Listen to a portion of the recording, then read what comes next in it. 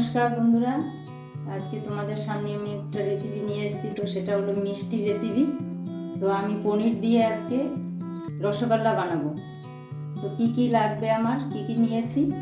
তো আমি এখানে পনির নিয়েছি 200 গ্রাম, আর আছে মিষ্টির রস করার জন্য চিনি, আর আছে একটু ময়দা, আর আছে বেকিং সোডা 1 চামচ।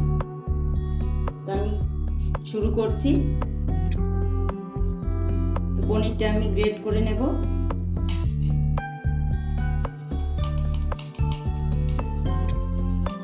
তো পনিরটা আমি গ্রেট করে নিয়েছি। তো এখন আমি একে একে সব দিয়ে দেব।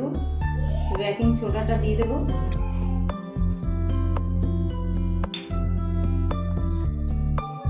দেব অল্প করে ময়দা,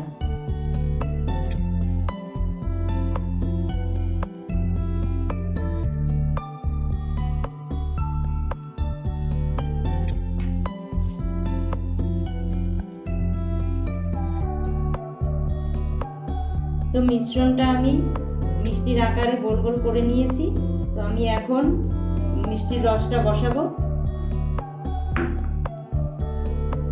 তো আমি কড়াতে জল দিয়ে দিয়েছি, আর এখন আমি চিনিটা দিয়ে দিচ্ছি।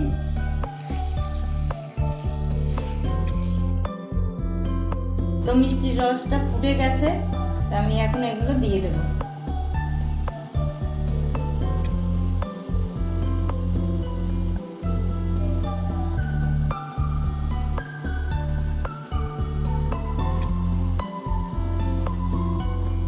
বন্ধুরা, মিষ্টি তৈরি হয়ে গেছে।